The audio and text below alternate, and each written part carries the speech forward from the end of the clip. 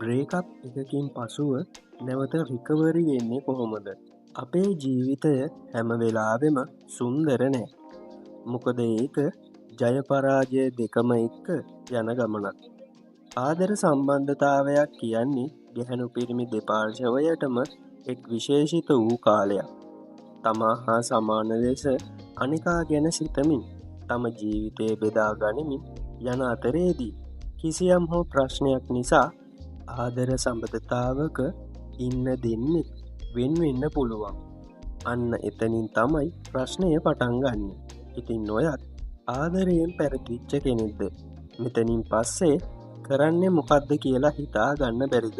එහෙනම් මේ වීඩියෝ එක ඔයාට තමාගේ හැඟීම් පිළිගැනීම.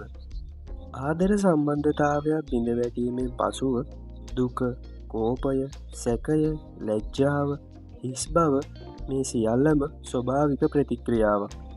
ඒක නිසා ඔබ එය පිළිගන්න. ඒක වැදගත් වෙනවා. මේක මට විතරක් වෙන දෙයක් නෙමේ. මට දුක්වෙන්න අයිතියක් තියෙනවා, අඩන්න අයිතියක් තියෙනවා කියලා තමන්ටම කියාගන්න. ඔබට අඩන්ඩ හිතෙනවා නම් අඩන්න. ඔබේ දුකට කාලයක් දෙන්න. තමන්ට හිතන දේවල් කොලේක ලියන්න. මේ පියවර මගින් ඔබේ අභ්‍යන්තරයේ තියෙන දුක, මනසේ ඇති අනවශ්‍ය අපද්‍රව්‍ය බැහැර කරන්න උදව් වෙනවා. මනසේ සෞඛ්‍ය තත්වයටද තරමක සැහැල්ලුවකට ලක්වෙනවා. සීමා සහ දුරස්ථභාවයක් තැබීම. සම්බන්ධතාවයක් බිඳ වැටීමෙන් පසුව කාලයක් යන තුරුම ඔහු හෝ ඇය සමග ඇති සම්බන්ධතාව දුරස් කළ යුතු වෙනවා. සෝෂල් මීඩියා වලින් ඈත් වෙන්න. දුරකථන ඇමුතුම් හා පණිවිඩ තාවකාලිකව අවම කරන්න. මනස කැළමෙන දේවල් කරන්න එපා. මොකද මනස කෙලින් තියාගන්න ඕනෙම වෙලාව තමයි මේක. මෙම දුරස්ථභාවය මගින් ඔබේ හැඟීම් ස්ථීර වෙන්න පටන් ගන්නවා. ඒ වගේම ඔබට නැවත තීන්දු තීරණ ගැනීමේ ශක්තිය නැවත ලබාගන්න උපකාරී වෙනවා. ශරීරය හා මනස නැවත ශක්තිමත් කරන්න. මේ වෙලාවේදී තමන්ගේ මනස වගේම ශරීරයද ශක්තිමත්ව තබා ගැනීම ඉතාමත් වටිනවා.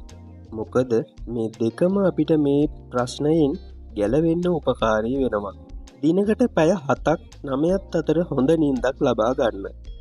සමබර ආහාර වේලක් වගේම හොඳින් වතුර පානය කරන්න. ඇවිදීම, හුස්ම ගැනීමේ ව්‍යායාම, යෝගා වැනි දේවල් කරන්න. එවිට ඔබේ මනස වගේම ශරීරයේද නැවත ශක්තිමත් වෙන්න පටන් ගන්නවා. තමාගේ ආත්ම විශ්වාසය නැවත ගොඩනගා ගන්න. ආදර සම්බන්ධතාවක් බිඳ වැටීමේදී තමාගේ ආත්ම විශ්වාසය ඉබේම නැතිවනවා ඇත. එම නිසා තමන්ගේ නැතිවුණු ආත්ම විශ්වාසය ගොඩනගා ගැනීම ඉතාමත් වැදගත් වෙනවා. මම කාටත් වැඩියෙන් මට ආදරේ යනුවෙන් තමාටම කියාගන්න. ඔබ කළ හොඳ දේවල්, ලැබූ අත්දැකීම් පොතක ලියන්න. මෙන්න මේක මගින් තමාගේ නැතිවුණු ආත්ම විශ්වාසය නැවත ලබා ගන්න පුළුවන්. විශ්වාසනීය මිතුරෙකු හෝ වෘත්තීය උපදේශකයෙකු හමුවන්න. මෙම අවස්ථාවේ තමාට පමණක් මේ ප්‍රශ්නයෙන් ගොඩ ඒමට නොහැකි අතර තමාගේ පවුලේ අයෙකුට හෝ යහළුවෙකුට මේ සිදු වූ සිදුවීම පවසා දෙදෙනා එක්ක ඒ පිළිබඳව කතා කරන්න. නැත්නම් මනෝ උපදේශකයෙකු හමුවන්න. ආදර සම්බන්ධතාවයක් බිඳ වැටුණු හැමෝටම මේක උපකාරී වෙන්න ඇති කියලා මම හිතනවා. මේ දේවල් කරලා නැවත ඔබවම අලුතෙන් නිර්මාණය කරගන්න. ඒ වගේම බිඳ නොවැටෙන අවංක ආදරයක් හැමෝටම ලැබෙන්න කියලත් මම ප්‍රාර්ථනා කරනවා. ඔබට සුබ දවසක්.